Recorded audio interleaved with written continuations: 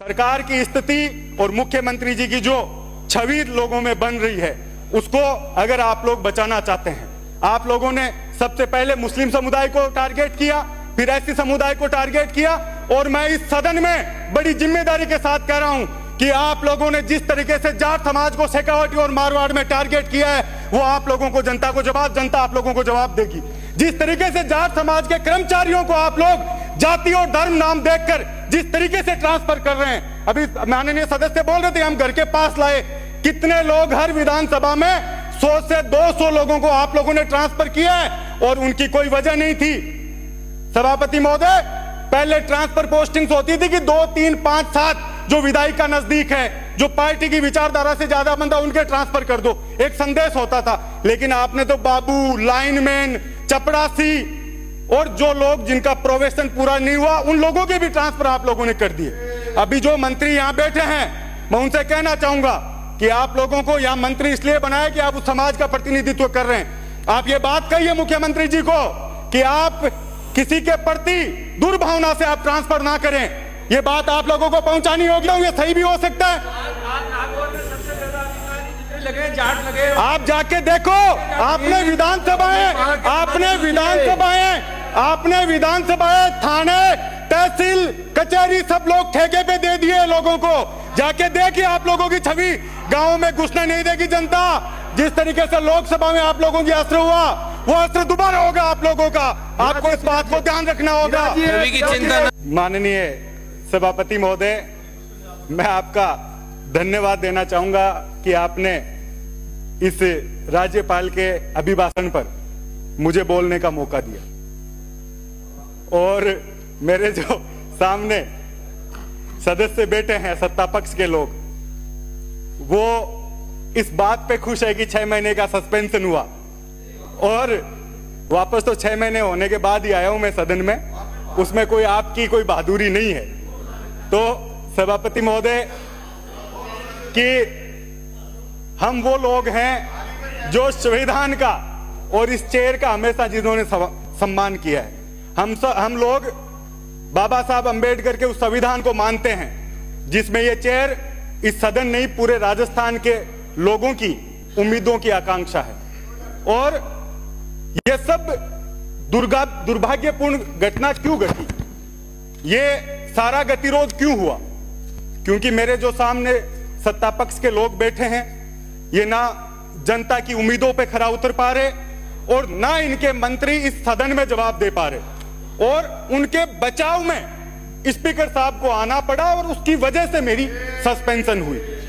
और सभापति महोदय, ये तो शहादत है, ये तो जिंदा लोगों के हिस्से में आती है। तो ऐसा सस्पेंशन अगर जनता की आवाज उठाने के लिए मेरा बार बार हुआ, तो भी मैं उस आवाज को उठाता रहूंगा। इस बात को इस सदन में रखना चाहता हूं।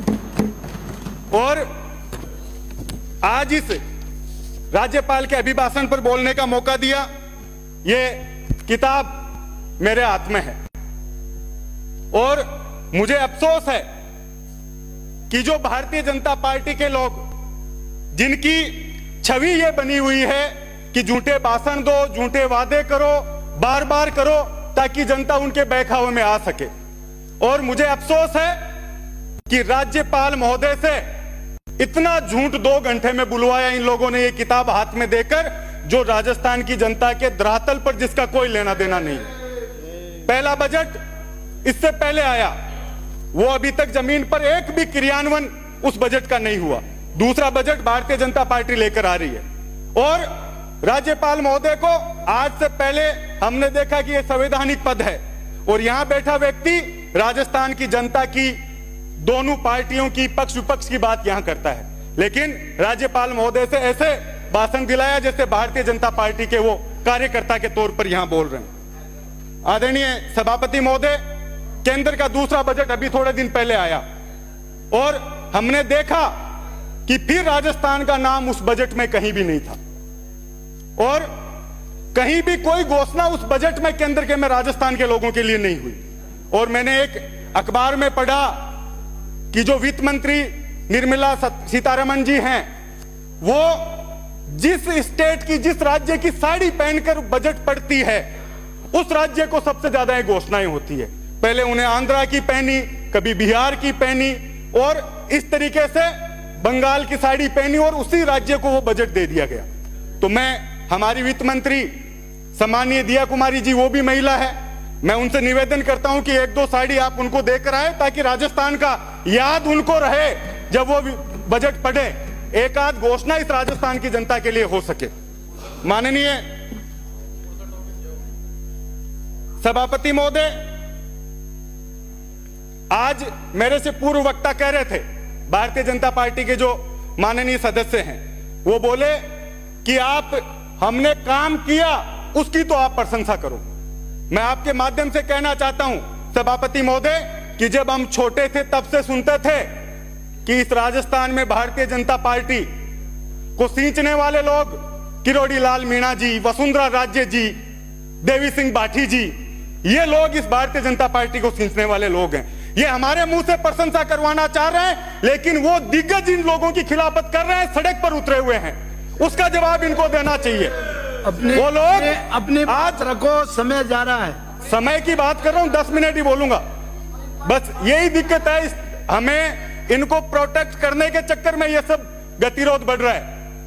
तो ये सारे लोग आप लोगों की बुराई कर रहे हैं, हमारे मुंह से आप लोग क्यों बढ़ाई करवाना चाह रहे हैं और क्यों हम करेंगे? राजस्थान की जनता देख रही है। आज सभापति महोदय, किसी भी राज्य सरकार या पुराने टाइम शासक होते थे या केंद्र की सरकार है, वो अपने लोगों को ग्राउंड पर भेजती है कि आप जाकर देखो कि हमारे प्रति लोगों की क्या राय है, क्या परसेप्शन बन रहा है। यहां कुछ मंत्री बैठे हैं, मुख्यमंत्री जी के प्रति जिनका विशेष लगाव है, उनसे मैं उनको कहना चाहूंगा कि आप जाकर ग्राउंड पर देखो। लोगों ने बहुत उम्मीद की थी कि जब सरकार बनी तो पूरे राजस्थान में paper leak, ERCP, SOG, anti gangster task, इस तरीके के वादे भारतीय जनता पार्टी के लोगों द्वारा किए गए। और आज जब इन्होंने कहा हम मगरमच्छ पकड़ेंगे, पेपर लीक हो गया, हम राजस्थान के युवाओं को उसका न्याय देंगे, और अभी इस अभिभाषण में लिखा है कि हमने 100 मुकदमे दर्ज किए और 260 लोगों को गिरफ्तार किया है। लेकिन अब तक सभापति महोदय, जो लोग मगरमच्छ पकड़ने की बात कर रहे थे, जो मछलियां पकड़ी वो भी इनकी जाल से बाहर निकल गई, वो सारे जाके सब इंस्पेक्टरों की, सबकी उनकी जमानत हो गई। ऐसा ही भर्ती परीक्षा रद्द करने को लेकर कभी क्या बयान आता है, कभी क्या बयान आता है। आज भी वो राजस्थान का युवा कह रहा है कि इन भजनलाल जी से तो पार पड़ने वाली नहीं है, ये तो सिर्फ भाषण दे सकते हैं। तो आपके मुख्यमंत्री की और आप लोगों की जो बची हुई छवि लोगों में बच सके, उसमें आप लोग कम से कम ऐसे कठोर कदम उठाओ ताकि राजस्थान की जनता कहे, युवा कहे कि जो वादे भारतीय जनता पार्टी लोगों से करके आई थी उस पर कुछ काम कर रही है। आदरणीय सभापति महोदय, इसमें बजट में बात हुई, इस अभिभाषण में बात हुई कि पूर्ववर्ती सरकार ने बिजली व्यवस्था खराब कर दी राजस्थान की। अब आप लोगों की सरकार है, छत्तीसगढ़ में आप लोगों की सरकार है, केंद्र में आप लोगों की सरकार है, कोयला आप कहीं से भी ला सकते हैं, और सोलर, जो सौर ऊर्जा की बार बार आप बात कर रहे हैं। सभापति महोदय, जाके धरातल पर देखो, यह स्थिति है सर्दी के समय भी किसानों को गांवों में, और मुझे लगता है कि आपकी डिक्शनरी में सिर्फ शहर और उद्योग हैं जिनको बिजली दे सकते हो, तो बात अलग है। बाकी गांवों में किसानों की, लोगों की यह स्थिति है, समय पर बिजली आ नहीं रही, वोल्टेज नहीं आ रहे, और बचे हुए में जो कर्मचारी और अधिकारी हैं वो लोग उनकी कटौती करके किसानों को परेशान कर रहे हैं। आज सौर ऊर्जा के जो आप लोग बड़ी लाइनें बिछा रहे हैं, हमारे समय भी चालू हुई, कोई भी तरीके की उनके लिए आप लोगों ने, सरकार ने मुआवजे की व्यवस्था नहीं की। एक किसान है जिसका 1 बीघा का खेत है, 2 बीघा का खेत है, और वहां से लाइन जा रही है, बड़ी लाइन, उनके लिए मुआवजे की व्यवस्था आप लोग प्रॉपर इस सदन से करवाएं, ये मांग आप लोगों से मैं करना चाहता हूं। माननीय सभापति महोदय,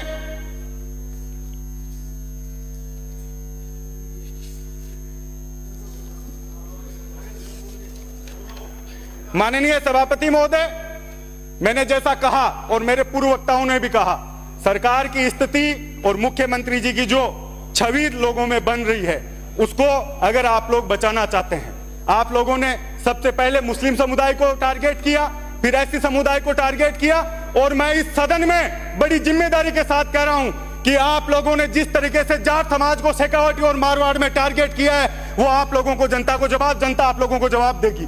जिस तरीके से जाट समाज के कर्मचारियों को आप लोग जाति और धर्म नाम देखकर जिस तरीके से ट्रांसफर कर रहे हैं, अभी माननीय सदस्य बोल रहे थे हम घर के पास लाए, कितने लोग हर विधानसभा में 100 से 200 लोगों को आप लोगों ने ट्रांसफर किया है और उनकी कोई वजह नहीं थी। सभापति महोदय, पहले ट्रांसफर पोस्टिंग्स होती थी कि 2, 3, 5, 7 जो विधायक का नजदीक है, जो पार्टी की विचारधारा से ज्यादा बंदा, उनके ट्रांसफर कर दो, एक संदेश होता था। लेकिन आपने तो बाबू, लाइनमैन, चपड़ासी और जो लोग जिनका प्रोबेशन पूरा नहीं हुआ, उन लोगों के भी ट्रांसफर आप लोगों ने कर दिए।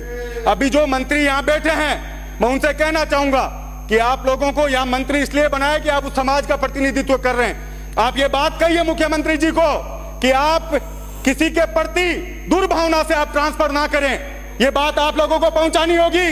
माननीय, आप जाके लिस्ट देखिए, आप माननीय मंत्री मेरे जिले के प्रभारी मंत्री हैं, आप जाके स्थिति देखिए प्रत्येक विधानसभा में किस तरीके से आप लोग दुर्भावना से उन लोगों को प्रताड़ित कर रहे हैं। कौन कर्मचारी अधिकारी चुनाव जिता देगा, लेकिन आप लोग उन पे अपनी दुर्भावना निकालने का काम कर रहे हैं। और मैं समझ सकता हूं ये सही भी हो सकता है। आप जाके देखो, आपने विधानसभाएं, थाने, तहसील, कचहरी सब लोग ठेके पे दे दिए लोगों को। जाके देखिए, आप लोगों की छवि गांव में घुसने नहीं देगी जनता।